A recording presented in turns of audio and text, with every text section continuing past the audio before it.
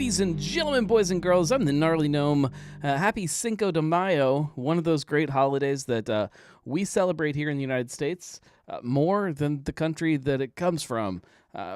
It's a drinking holiday. It's an excuse to drink something that you wouldn't normally drink, which is I'm all about it on this show. If you're new to things here, we drink. This is a happy hour. It's a virtual happy hour. It's an excuse for us to hang out together, have a drink together, pretend that we're sitting across the bar from each other.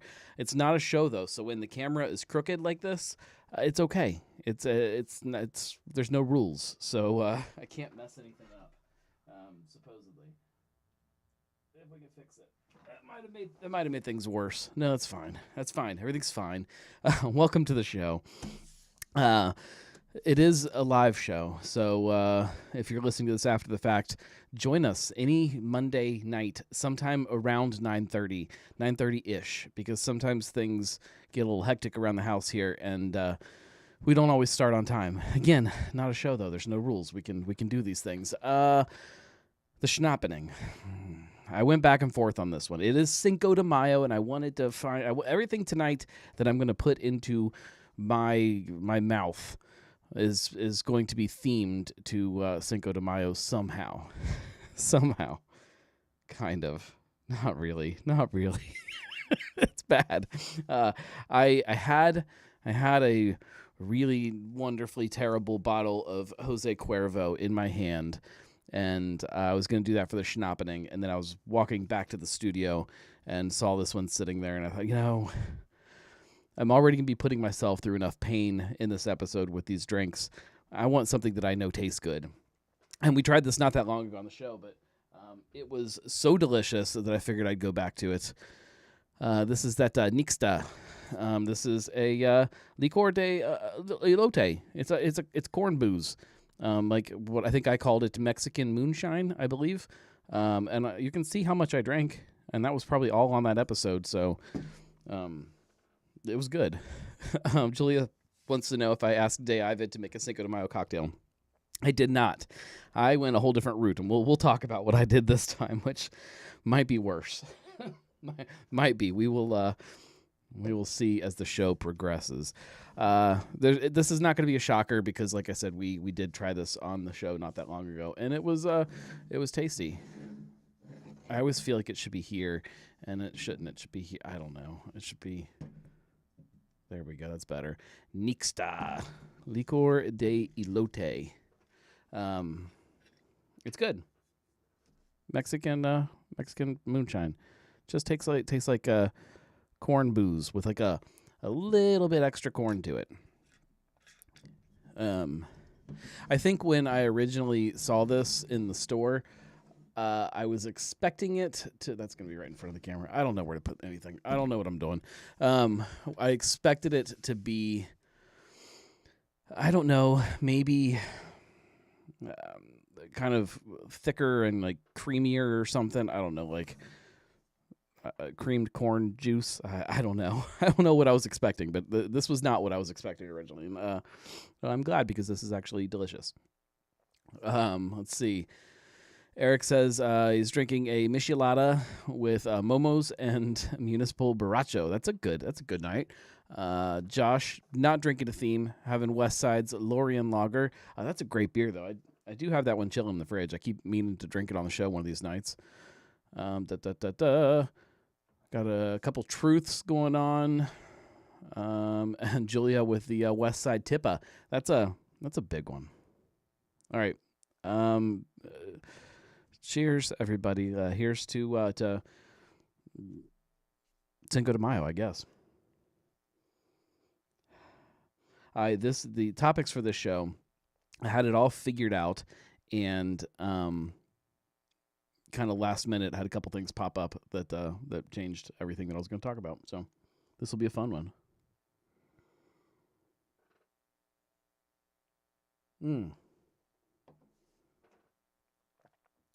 It is full-bodied. Oh, I forgot how good it was. I mean, I knew it was good, but yeah. I don't know that I would... When I say Mexican moonshine, I mean like it's like like moonshine from like one of those moonshine distilleries in downtown Gatlinburg, where there's a lot of sugar. Because there's a lot of sugar in this, but still not. It's not flavored with like apple pie or some kind of Starburst candy or any of the stuff that they flavor those moonshines with. It's just straight up corn. It's just corn booze. It's delicious. This would be really, really good, like with a bunch of like tacos or something like that, where you've got the corn tortilla and yeah, it's really good. Mm. This, I feel like this should always be behind my bar. It's a really unique product, and I feel like I need to start finding out some cocktails that I can make with it. I wonder if David could figure that out. I bet he could. But if I did task him with it, it would probably be very strange. Josh says that Lorien hops are fascinating. Loves this hop now. I don't know much about Lorien hops. I think, as far as I know off the top of my head, that's the only beer that I've had that has Lorien hops in it. Let me see if I can figure that out with just a quick search here. Lorien.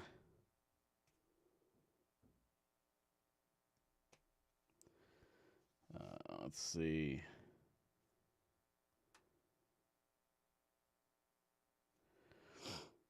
It's thinking.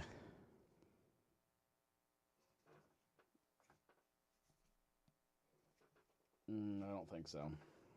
Nothing's popping up immediately. Esoteric was giving out beer shots at the Pig yesterday. Perfect.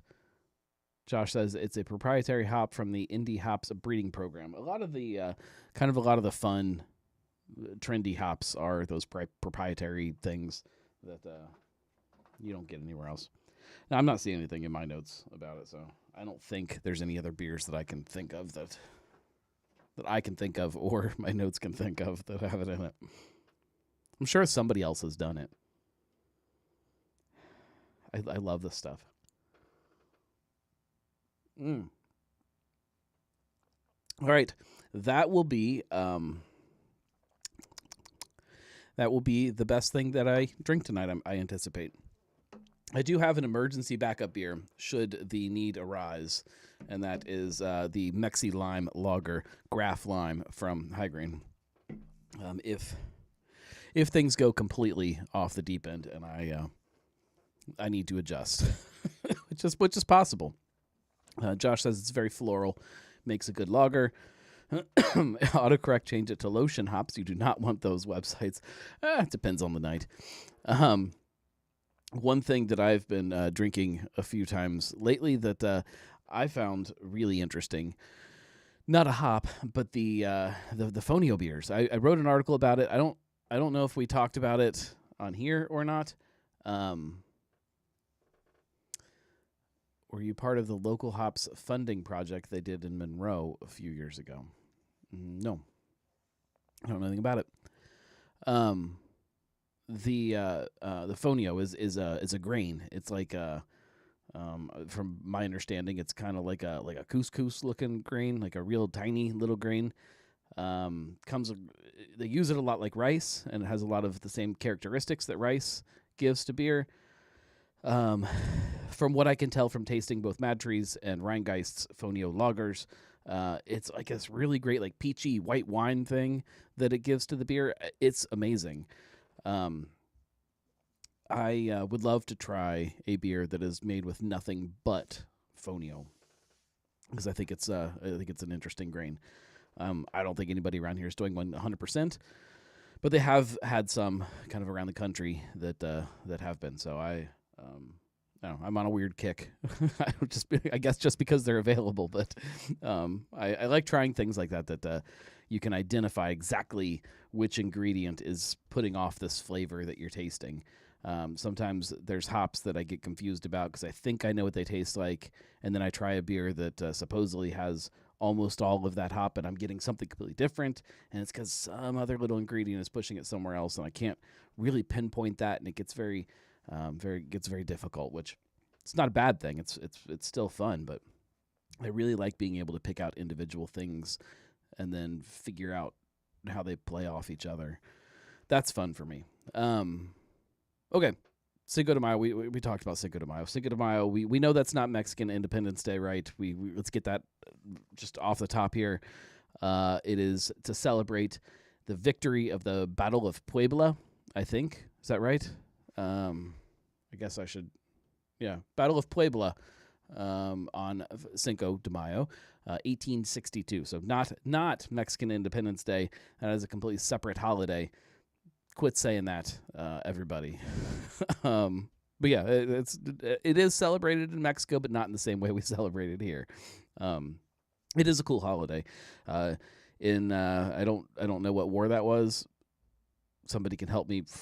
They were battling the French, and the French army was this massive, well-funded, big army. The Mexican army was not, and they won this battle, and it kind of. It was a big celebration for them, and I like that feeling. I like that the idea of the underdog winning, and I can get behind that.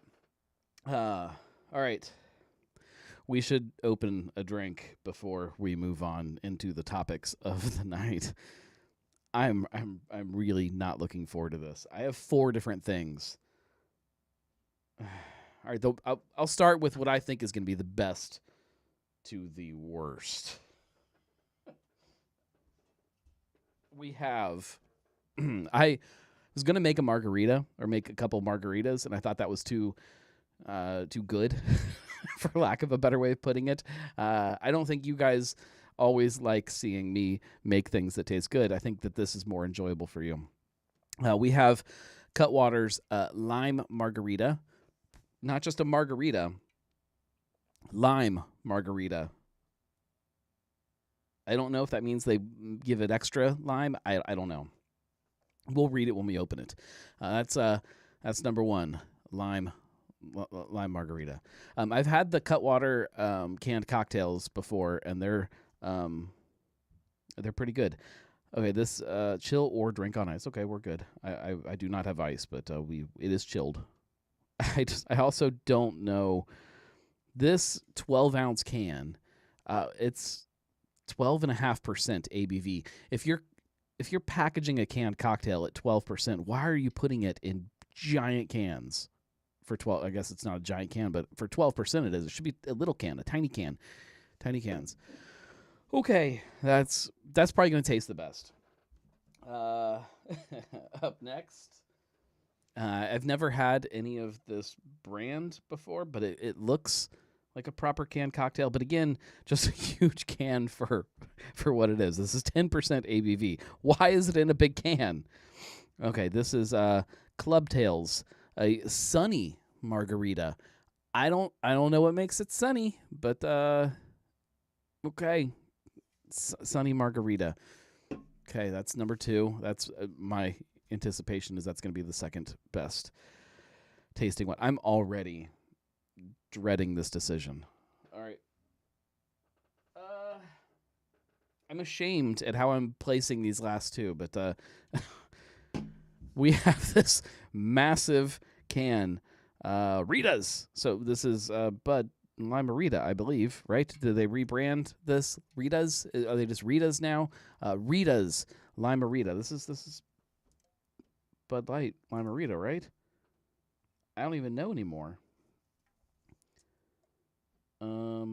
Oh yeah, Anheuser-Busch, St. Louis, Missouri. I didn't know that the branding changed to just Ritas. This seems deceptive. It's Limerita. It's Bud Light Limerita, right? Or was it Bud? I don't remember now. Now I'm confused. It's a big can. It's only 8% though. It's a big ass 8% can. Whatever. And then this is probably going to be the worst thing that I drink tonight. Although maybe I'll be surprised. We went with a Seagram's. Oh, yeah. I was surprised to see that Seagram's Escapes makes a classic lime margarita. Classic. I'm looking at this color. There is nothing classic or real about this beverage. Okay. All right. Do you guys... How do we do this? Do we start with the worst and work our way to the best, or do we just pick randomly? You guys tell me, because I'm already feeling a certain way about what's about to happen. And why somebody just yells at me which one to try. We'll talk about the margarita. The margarita is a great cocktail in its normal form, in its real form. Let's see. 1990s. Worst to best. All right. We will do worst to best. Anticipated worst to anticipated best. Let's see. Eric says it should be in a small container like those Slamsies. I saw those out yesterday at Noonan's. Don't get them. My experience so far is just do not buy them. All right. Seagram's first. All right. Here we go. Northeast Ohio Craft Brewery News says, how about we just drain pour all of them? Where is the fun in that? Somebody has to do this. This is for the betterment of humanity. I did pick a good glass. I picked a fun glass. No ice, though. I picked a good tiki guy. I thought he would be fun. You can't even see it on the camera. For the margarita-ing. I'm probably not going to pour all of these. I'm gonna do tastes of each of them, and then maybe I'll go back to the ones that taste the best. Oh God, I walked in the house with these today, and I told my wife, I said, I picked up some stuff for the show tonight to celebrate Cinco de Mayo, and she's like, you got stuff for margaritas? I said, no, I got packaged not even margaritas, and yeah, she was disappointed in me too. So it's not just you guys. I live to disappoint. All right. Up first, Seagram's Escapes. I probably should have just drank this out of the bottle. It is kind of a weird sea foamy green.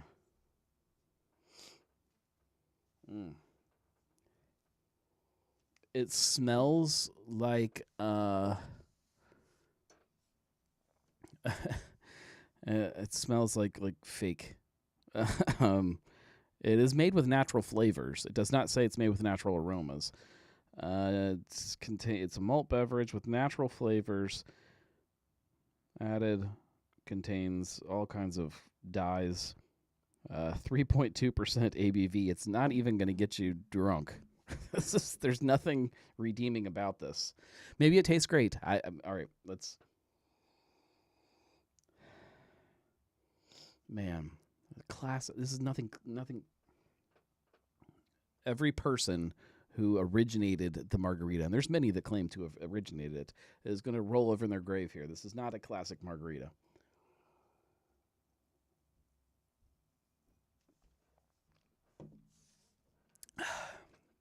It tastes like sugar. There's not even any lime. Okay, there's like some Kool-Aid lime comes in. But like sweet lime. I'm not going to say it's bad, because it does. It just tastes like a slightly carbonated Kool-Aid. But not even like full-on Kool-Aid flavor. It's like not even Kool-Aid with booze in it would taste better than this. But it's drinkable. If I'm ashamed to say, but if you pour it over an ice, I could drink it and be just fine. There's nothing offensive about it. It's not gross. But it's just boring. Like it's almost like a flavored water. But when I want a margarita, I need some kind of balance to it. I need tartness to play off the sweetness, and I don't get any of that from this. It's just all like sugar. Do people buy these? Is this like a thing? Are people sitting around by the pool and like, yo, man, have you tried these Seagram's Escapes? Man, these things are so good. I feel like I'm escaping to the tropics when I drink this. I don't think so. I feel like they made one batch of them and they're just all out there on shelves, and people buy them for their friends just to mess with them, and then when they're gone, they're gone. That's not good. I shouldn't say it's not good. It's just nothing. It exists in this weird nothingness.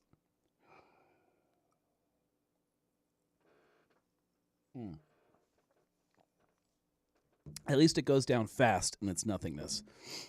All right. Yeah, it's really sweet. Let's start. I had artwork for Cinco de Mayo. Hey, It's always Marg season, but especially today.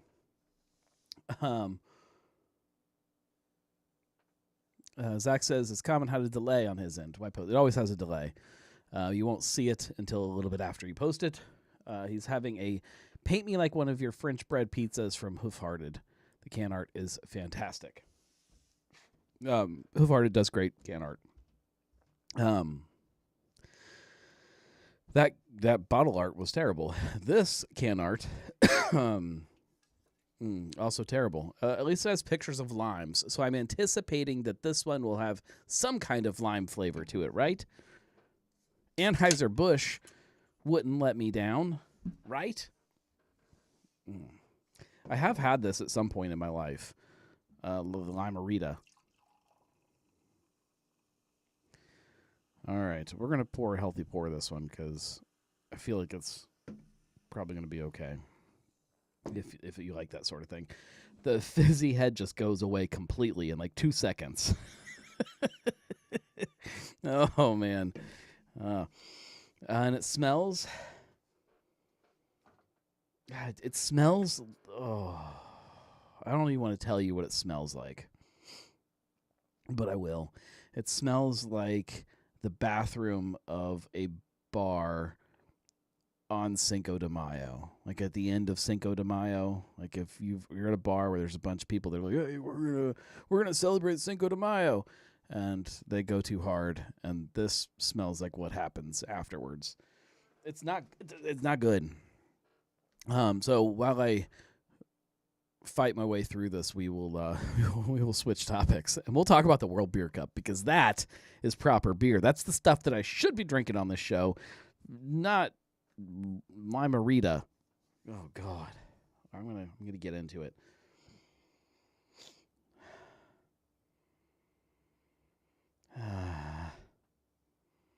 It's like somebody put fake limes in my beer.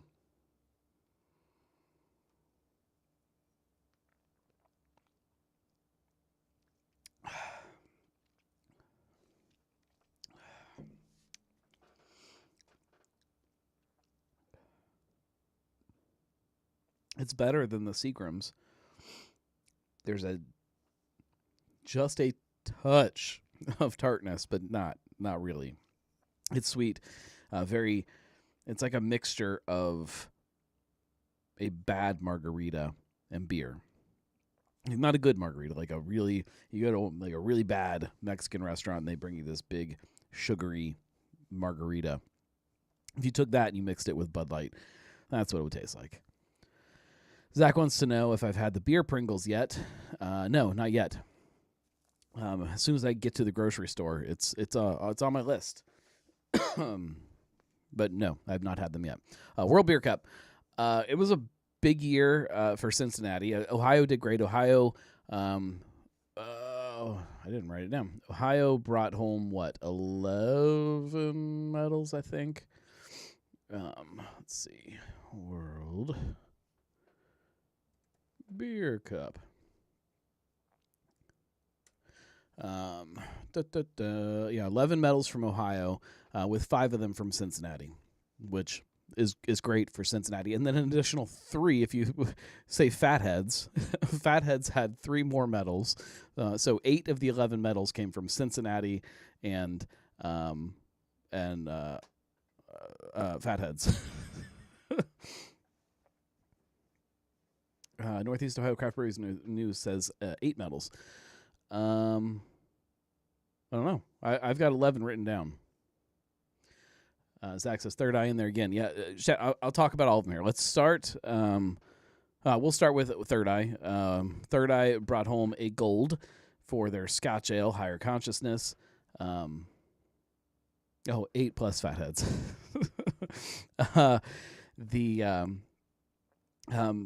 It's funny when you see breweries, and Fatheads is one of them. Third Eye is clearly becoming one of them too, or is one of, not even becoming, is at this point. These breweries that just win medals, they have got it dialed in perfectly, and this is just another great example of that. Great beer, not to take anything away from the beer. They are great at winning medals. Wandering Monsters was a great one to see them bring home another medal for their triple chocolate Viator Obscura, which just won a medal. What was it? 2024 GABF. Huge for them to bring home medals from both of those competitions for that beer. I feel like you should get some kind of a medal, an additional medal, if you medal at both of them in the same. I guess it's technically not the same year, but I'm just so happy to see people win medals. Zach says Kelly is a badass and knows his shit. Yes, he does. Let's go on to Fretboard. I was really happy to see Fretboard bring home a bronze medal for Crazy Train. Crazy Train is their most award-winning beer, but, and I don't know if this is them not entering as much or what it is, but it kind of slowed down for a little bit there. And as it started picking back up and winning medals again, it's winning huge medals again, GABF, and then now World Beer Cup.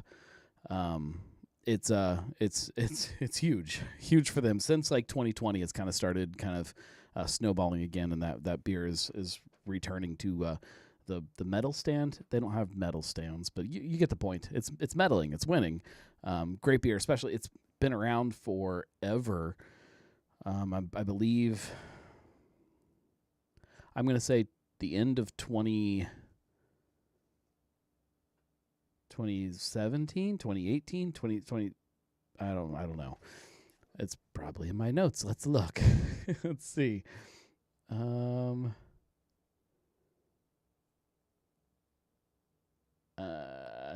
it's not. I'm going to say end of 2017. 2017 was when it was released. And it is still winning medals today, and that's fun to see. That's a long time for a beer to stick around, and not just to keep being made by a brewery for them to kind of keep giving it the attention it deserves, but for it to keep medaling and keep winning and still be put up on that pedestal, I guess. Brink is the next brewery that won from Cincinnati. 2 medals from them, which. Again, you want to talk about breweries that just know how to win medals. This is, I believe, their 50th and 51st medals is what they posted. I should have looked that number up and made sure they weren't missing any because I feel like it's a lot of medals from Brink. And Muzi is still the most award-winning beer in the city. I mean, I know that it is, but let's see how much, because that's a fun project I'm working on. You guys can't know about yet. We won't pull that up. Let's see.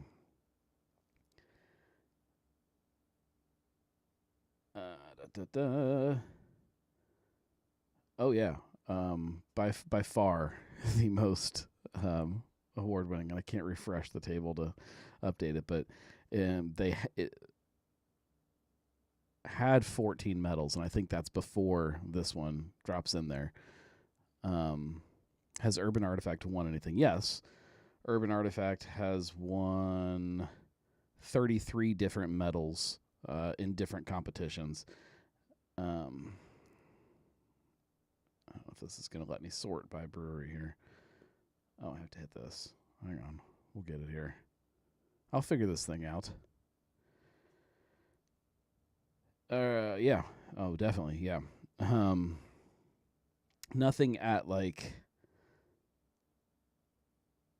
They usually win at different types of competitions. So U.S. Open, they've won some. The Good Food Awards, Brussels Beer Challenge. There was a China International Beer Competition, Tasting Alliance World Beer Competition. U.S. Open, Alltech, back when people were entering Alltech I don't even think the Alltech Commonwealth Cup still exists, but they won at that a few times. King of Ohio, World Expo of Beer, but never at GABF or World Beer Cup, if that's the question. Zach says, no secrets. We need to know about this fun project. I know there are so many there are so many big projects that are in the works that we can't talk about yet. I had a conversation, even this I shouldn't say. I had a conversation with my wife this week about a new company that we might be starting, and I'm going to try to bring her into it to help her, to have her help run the thing, since I just can't do all of the stuff that I want to, and that does relate to this stuff that I do too. So there's lots of projects, lots of very big projects that are always in the works. Always. Some of them end up kind of fizzling out. Some of them crash and burn, and some of them come to fruition. For instance, for anybody who is a newsletter subscriber or a Gnomie, we made a big switch last week, where mid last week on the 1st is when I went live with it, with shifting the newsletter over to Substack and relaunching Drinking with the Gnome. That is now not just a podcast. It is the newsletter itself is Drinking with the Gnome, and the podcast is part of it. So, like, the next issue, I guess, of Drinking with the Gnome that you see will have a accompanying podcast with it, and that's been a big thing that I've been trying to figuring out a way to bring the two together and how to make it work, and how to even more difficult is how to make it work and make it so that people weren't having to subscribe to 19 different things. Like, if you want to support what I do, I always appreciate that, and everybody who supports on Patreon, I appreciate it more than you know. And trying to find ways for those paid subscribers to connect to all of the paid subscriptions that will and do exist throughout the stuff that I do. Which, I guess we can talk about that in a minute. Patreon, for me, will always be kind of the top tier of everything. The Gnomies will have access to all of the stuff, whatever those paid things that I make are, which I don't know in the future what'll exist. There won't be many right now, but any paid subscriptions, the Gnomies get that. Trying to logistically figure out how to make that make sense and not be just a ton of extra work for me, trying to keep all that synced up and everything was like a weird kind of a process. So I think I've got it figured out. I hope I've got it figured out. And you'll see evolution on all that stuff as we keep going. But the point of World Beer Cup is that I'm proud of everybody. The argument always is, do medals actually matter? I know some places would say they don't matter at all. It doesn't change anything. And then there's some places that are like, no, we not necessarily need the medals to be who we are, but the medals definitely make up a part of who we are, if that is a good way to put it. That's my interpretation of it. Obviously, I am not part of those breweries, so I can't say that for them, but that's how I interpret what they say. I'm gonna try to finish this so I can get to the next one. This stuff is not good.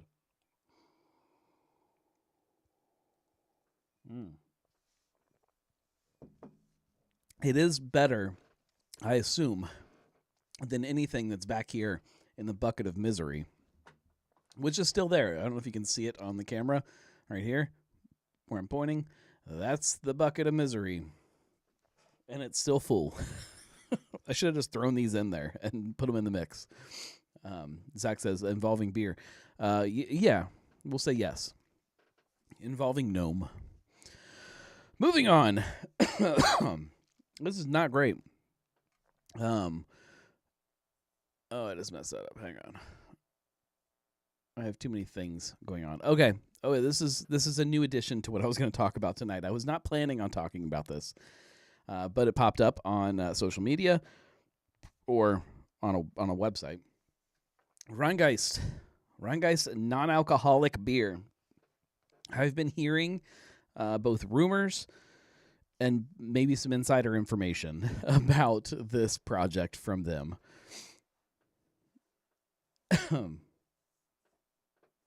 Zach says, drink more from the bucket. Not tonight. Eric says, medals seem like good validation that you're on target. Yes.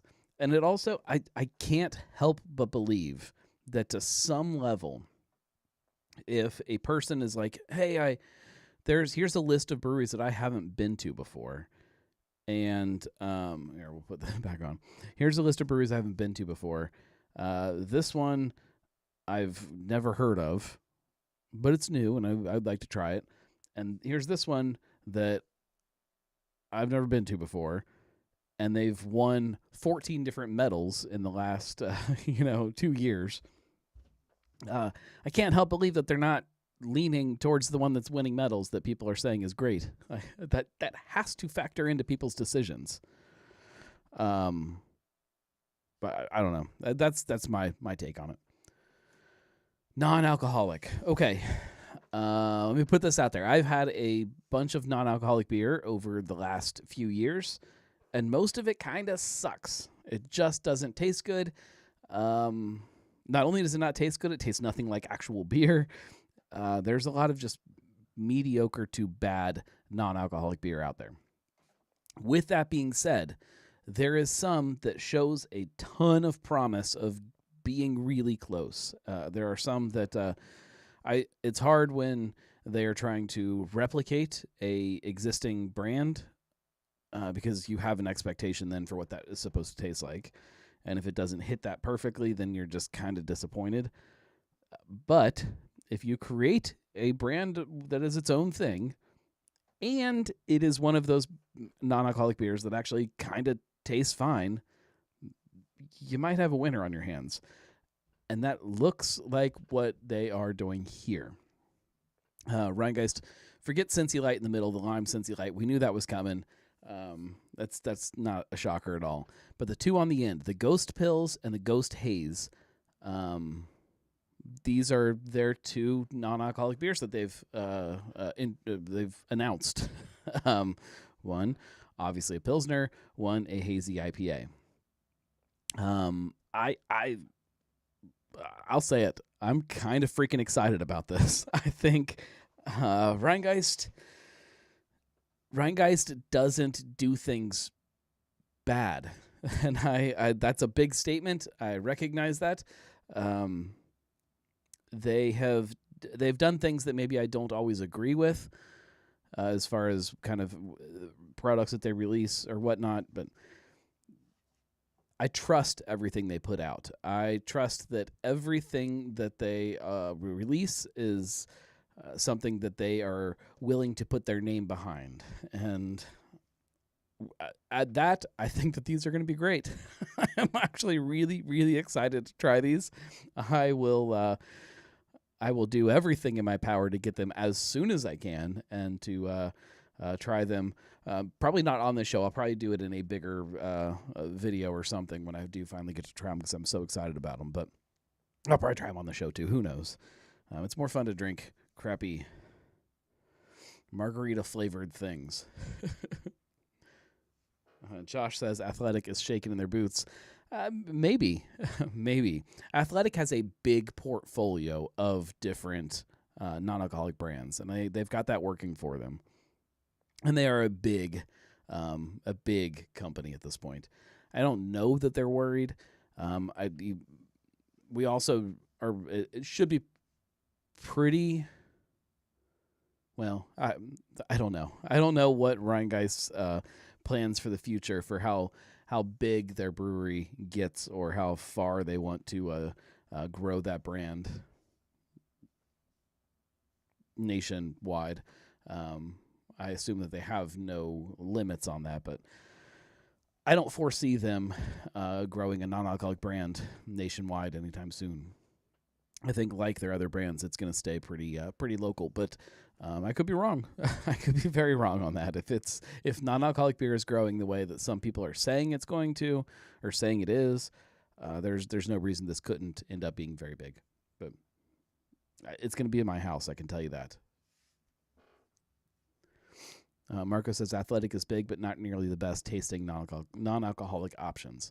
Exactly. That's but they're big. They're big and they're everywhere, and that says something.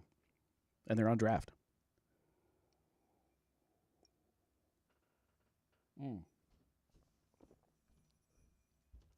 This isn't horrible, but I'm also glad that it's gone. Well, it just makes me wish there was a Mai Tai or something in here instead, or a proper margarita. Okay. Let's move on. Drink-wise. Club Tales. Oh, everything's so sweet. There's just so much sugar. Okay. Okay. I'm going to read into this one a little bit. It's a cocktail in a can. Okay. Original Club Tales. Sunny Margarita. It says it's a classic, lime-flavored party starter. Happy hour at its finest. This is a happy hour. Maybe this is going to fit the theme. Perfect. It's a premium cocktail. I do like my cocktails premium. And it says it contains alcohol. Okay. 16 ounces. That's exactly what you want your margarita to be. This is from Club Tales and Company from Laval, Quebec, Canada. Product of Canada. Flavored ale. Okay. If it's a flavored ale, it is not a canned cocktail. For the record. Flavored ales are not cocktails. Zach says, rinse the glass between each new drink. I don't think that we need that. These are not that great that they need rinsing. And if I rinse it, I have to go all the way out to the bar, rinse, and then come back. And that's just wasting too much time. Maybe if I start at some point doing some of the episodes out at the bar, which might be in the works at some point, maybe I'll rinse between then. But Zach says, what's that Rheingeist logo behind you? Is that a sign? Down here, it's a chalkboard from a bar. It says happy hour, and then probably the name of the bar still, because I have not erased it because I think it's fun. If that's what you're looking at down here, there might be other Rheingeist logos somewhere. Yeah, it's a sign. I have all kinds of random things sitting around in the basement. Okay, this one is not a strange green color for the first time. Maybe there's like you can see it on there. It's like a light touch of green. I also poured way too much of it because if it's bad, now I have to finish a whole bunch of it. Put that there. All right. That's all I have really about Rheingeist. I really want to hear everybody else's thoughts about non-alcoholic beer, and if you think the segment is actually going to grow, because I know that there are a lot of people saying that it's like this next big thing and it's going to take off and to the moon. I don't buy it. I don't think that's going to happen. I think it's going to remain a good part of what people are drinking, but I don't think it's going to be the next seltzer or something. Okay. I say the next seltzer, knowing that seltzer also kind of not tanked, but did not become what people thought it was going to be. The next THC beverages right now. All right, this one smells the best.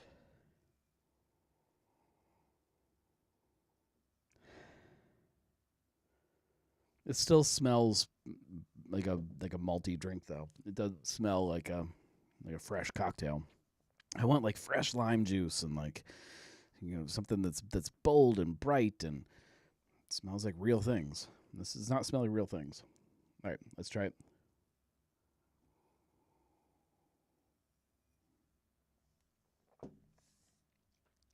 Way too fizzy. I think that's also part of it.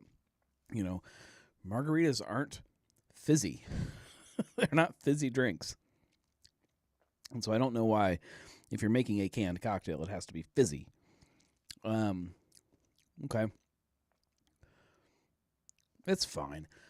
Julia says, every now and then I do enjoy non-alcoholics, but just none of them are that good. Guinness NA and some of the Untitled Art ones are the best so far. I made a whole video about the best one that I tried, and I hate saying it, but it was the Bud 0.0. I thought it was the best tasting. It tasted most like what they were going for, and okay. Yes. I did like, I think I only had like 2 cans of it. I think I gave the rest away to people, but the Deschutes, the Black Butte, I thought that was good when I had it. So there are things out there that are fine. Marco says, I think it's leveled out, but the numbers and the players are going to change. I mean, the percent of the market share. I agree 100%.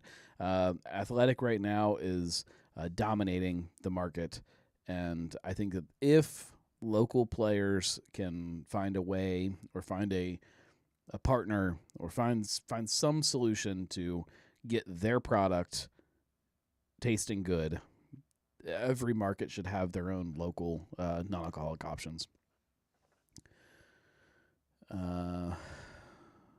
I'll say 3 years ago, I was looking for a non-alcoholic beer and it was non-existent. Now it's all over the place. I agree 100%.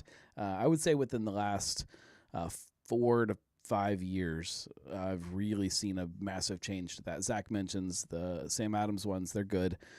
And that was, they did Just the Haze back in 2020. So, I mean, they've been trying to get it off the ground for 5 years at this point, and I assume it's doing fine, but it's clearly not a huge piece of their portfolio compared to other things.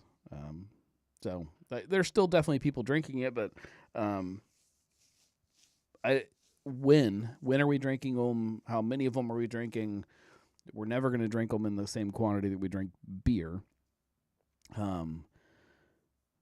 It's, I don't know, until like there's actually a cultural shift where people want, we talked, or not we, there was a couple articles early this year maybe about this trend in Europe of what they call zebra striping, where the kids go out and they drink one alcoholic drink and then one non-alcoholic and go back and forth between them, which I think is a great idea. And that's kind of what you're supposed to do with water. But that culturally hasn't happened here. Until some of that starts to change, we will never see the market share itself grow. Athletics malt. I don't know. It always just tastes too malty. It tastes like unfinished beer. A lot of them taste like unfinished beer to me, or beer that somebody beat the hell out of, which I guess is how you make a non-alcoholic beer. That's all the topics I got, so we can just keep drinking not margaritas until the end of the show. I think that the margarita itself is one of my favorite cocktails. I was really hoping to get a article written about a new cocktail that I discovered this weekend. We went to a Mexican restaurant. I guess we tend to go to a lot of Mexican restaurants in the last 6 months or so. We keep finding ourselves there.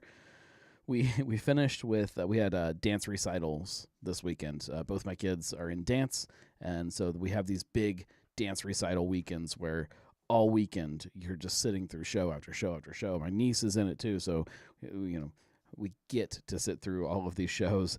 And on Friday night, after we finished up with all the stuff we had to do, like, all right, I need to go get a drink somewhere, and we need to go have some food. And we in Fairfield, I live up here in Fairfield. There's a little local spot right there, and kind of in the center of town, I guess, where our little sports bar called Birds. And I'm like, we got to go to Birds. Let's get over to Birds and get a beer and some wings or something to burn my mouth into some kind of sense of emotion again. And we walked over there, and there was like a 45-minute wait or something. I'm like, all right, that's not going to work. We got, kids, and I think there were like 9 or 10 of us. There was a big group. So I'm like, all right, we got to figure something else out. There's a Mexican restaurant right there, which we haven't been to in a long time. And I'm like, all right, let's get Mexican. we went over there, and it was amazing. It was so good. But after my first margarita, I wanted something different, and I won't spoil it. I will leave it at, it was a cocktail that I'm assuming has always been on the menu, is probably on the menu at lots of places, that I'd never even heard of before. And so I started kind of, first I ordered it. I'm like, I need this. And then as I was waiting for it to come, I put up my phone. I'm now researching and figuring it out. It was awesome. And I might be obsessed now at this point. And you might be reading something about them here very soon. It was fun. Marco says, after every dance recital, I needed a drink immediately. I didn't mind watching my kid, but the process is exhausting. It's like, and we can, at ours, like, you can get a beer. Like, I can sit there and have a beer, like, while my kids are dancing, which is great. But there is just the process. The process of everything is, it is like, getting the kids up early, hair, my daughter has to have like her hair up in like these little buns and stuff. It all just takes all this time. Getting all that done, getting the costumes on. It was raining, so now getting the kids in without ruining makeup and hair and all that stuff with the costumes. And then now you got to sit there all day because one kid dances here, one kid dances here, then this one has to go back and dance again. And through all that time, they have to all just stay together and just stay dance ready. And there's a lot going on. And then the tickets, oh God, the tickets. You got to get tickets to all the different shows. Make sure all of the grandparents are coming to the proper shows. You got to get tickets for this family for this one, and this family for this one, and then got to make sure this person gets to sit over here but can't sit by this person. It's insane. It is insane. And so like afterwards you finish and it's just like, I just need to go somewhere and have a beer. I just need to go sit somewhere, have a beer. I don't need quiet. I don't want to go sit and hide in the basement where it's quiet. I need like something going on that isn't people needing something from me. It's crazy, but it is. I was gonna say it's fun. It's not really fun. It's fun watching my kids dance, and I love that, but it's not fun. The whole process is not fun at all. It's it's my kids enjoy it. I'd much rather go sit on a soccer field in the summer. Zach says, how about the huge event of the Flying Pig this weekend? That sounded like crazy in the rain. Was it 2 years ago where it rained so much that they shut it down and people kept running anyways and everything was flooded and then people got confused and got lost? And it's great running in the rain. I don't imagine I will ever be doing anything pig related ever again. It's a lot. Again, it's a lot.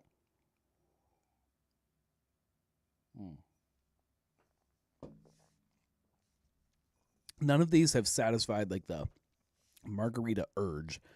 They I guess like if you're breaking margarita down into a proper margarita and then a mediocre Mexican restaurant margarita, these kind of fall into that mediocre Mexican restaurant margarita category. Marco says dance is a mafia racket. Julia wants to know if I would rather be in the rain or in the scorching heat. Are you talking about just what would I rather be in, or what would I rather run in? Because I don't want to run in either. I can say that right now. But if you're just talking about just what would I rather be in, I'll take the scorching heat, just being in. I love the heat. Now, I have to clarify that. I don't want to be sitting in direct sunlight. Put me in the sun. Well, Julia says if I was forced to run again. Number one, you can't force me to run. Even if a bear is chasing me, I still have the option just to lay down and be eaten by the bear. But, all right, if I'm forced to run, would I rather run in the scorching heat or in the rain? I think I'm going the heat. I At least, like, if you get too hot, you start to hallucinate, and you don't know that you're miserable anymore. You feel like you are in some kind of la-la land. That's cool. Whereas the rain, you don't even have the option of hallucinating. You just start to get horrible blisters and the chafing, and no. Yeah, I'll take scorching heat if I'm forced to run, but you cannot force me to run. Try me. I cannot think of anything in my life that could force me to run. Maybe I'll do a little jog if somebody's about to knock my beer off the bar or something. I'm like, oh, no. And then I'll, jog 10 feet to catch it. But that's about it. I will say even bears. Yeah, I'll get eaten by a bear before I run anywhere. Zach says I take the rain to cool down. Yeah, I don't. I also definitely would not choose running in the cold. Zach says the heat can cause chafing too, though. No, the sweat from the heat could cause chafing, but that's still moisture that's caused. It's the moisture that causes it. Heat doesn't do anything, man. Heat's fine, and as long as you keep yourself powdered up and everything, you'll be fine. I don't wish for either one of them. I tell you, after the pig last year, and when we all finished and we sat down and we drank our free Mick Ultras in the heat, that beer tasted really good. I don't know that it would have been as good in the rain. I think it would have just tasted like rainy Mick Ultra. So I'll take the heat. Heat any day. I actually kind of like the heat. Not running. I don't like anything running, but I like the heat. I really want to finish this so I can get into this next one.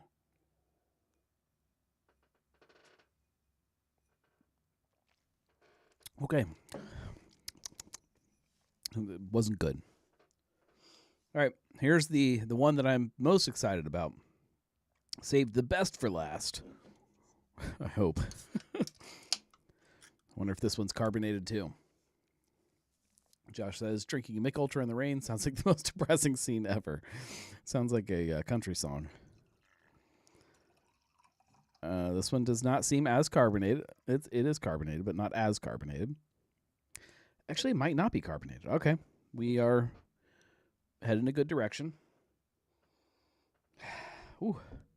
Smells like tequila. That's a good sign. Let's see what it says. It's made with award-winning real spirits. That's cool. Enjoy responsibly. Pff, no. Made with real tequila. It wants me to know that. It's gluten-free. Okay. That's actually a good sign. Margarita. Okay. The ingredients say it's a margarita made with Cutwater tequila, triple sec, and lime juice. That is a good sign. That's what you should put in a margarita. A summer classic, real tequila. 2 sentences. All right, that's awesome. They really want me to know this is real tequila. Featuring our award-winning tequila. Bright notes of lime and triple sec. Enjoy with a salted rim and a lime wheel or straight from our can. I didn't do either one. I just put it in I messed it all up. It's all right. They'll forgive me. What's inside? Cutwater tequila, triple sec, lime juice. It is 2+ shots. Perfect. This will go well. This will go great. That's kind of all it says. All right. This is Cutwater Lime Margarita. I've been woefully neglecting the drink cam tonight. All right, let's see. It is. It's not bright green, which is a good sign. Your margarita probably shouldn't be that color. And it smells like tequila.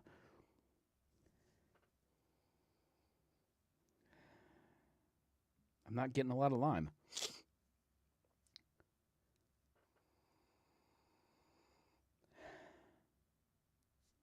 Not in a bad way though. Like, all right, let's get in here. Let's see.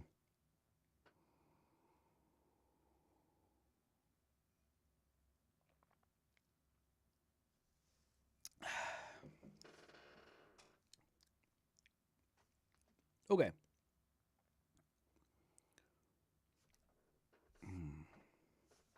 Easily the best of the bunch. That being said, still not like, it doesn't compare to like a homemade proper margarita. It's better than your average Mexican restaurant. Definitely better than the what was the Cayman Jacked. It's definitely better than that. Um, I think you could say that I am a bit of an expert on canned margaritas. I don't know what that says about me as a person, but I've had a lot of them, and this is probably the best one that I've had. Now, does the Tip Top Cocktails, do they make a they have to make a margarita, right? Let's look that up. Tip Top Cocktails. As far as canned cocktails that I've had, they are the best that I have found. Tip Top Cocktails. Tip Top Proper Cocktails is what they label themselves as. All right, let's see. Shop Cocktails. Yes. I hate all the pop-ups. I hate it, and I know that some of that exists on my website as I say that. Do we have? There is. You got to be kidding me. There is no margarita. Oh, yep, there it is. A bestseller. Yep, you can get a Tip Top margarita right on their website. They're expensive-ish. You can get a 12-pack of these, and they're tiny cans, properly sized margarita.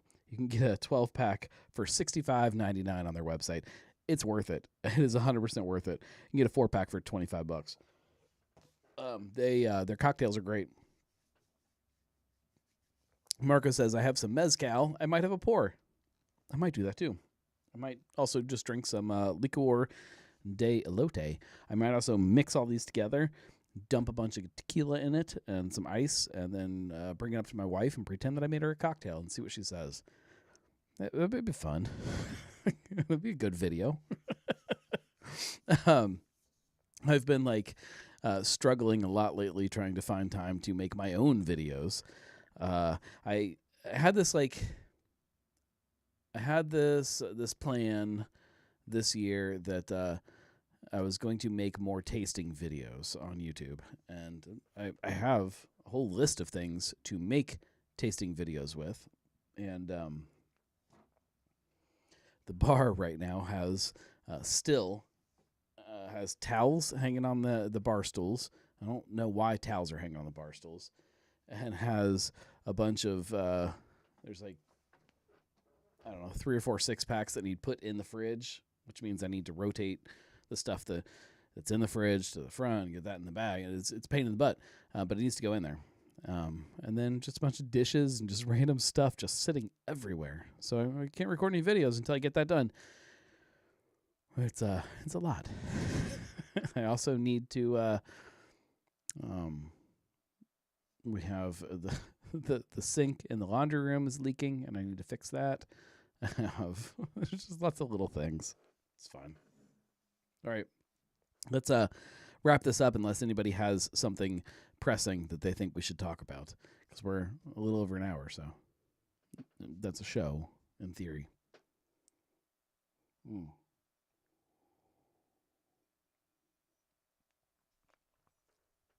I should have just drank 3 of these. These are good. Yeah. It's going to be a long night.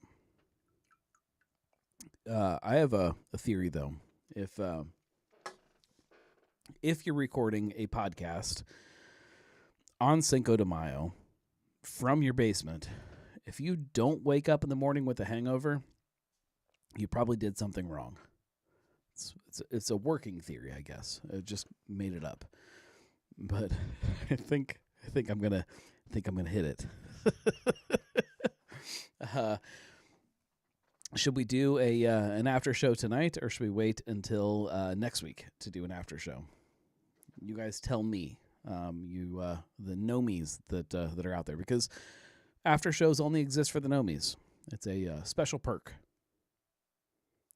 Also, after shows only exist after the show.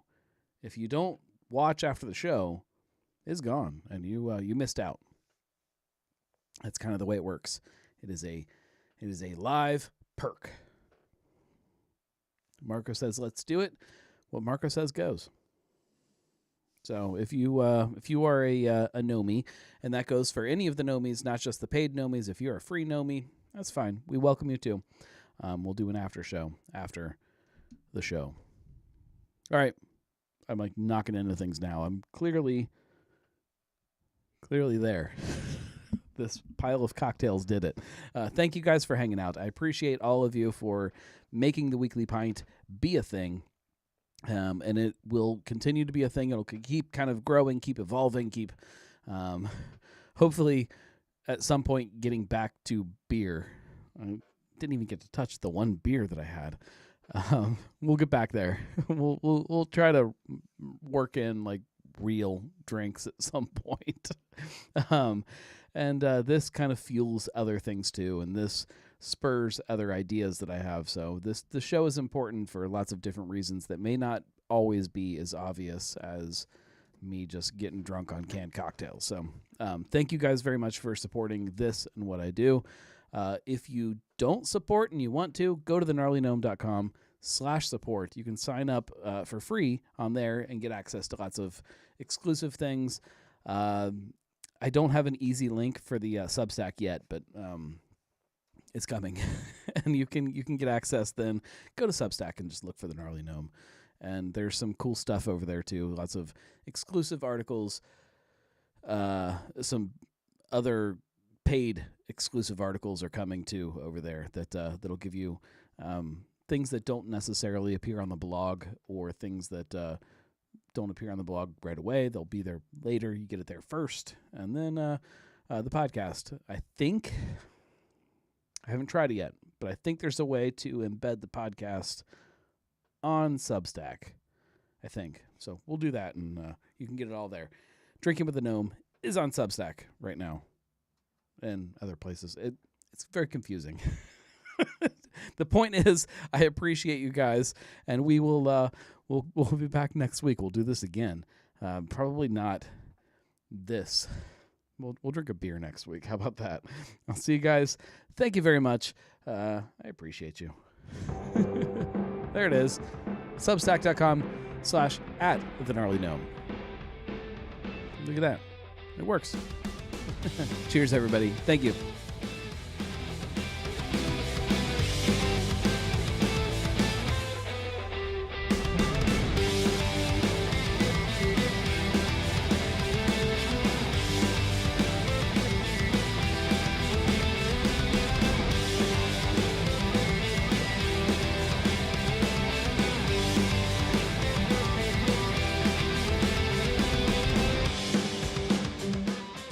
Guys to know I do this for you. I don't enjoy this. It's all for you. I kind of enjoy it. It's kind of fun.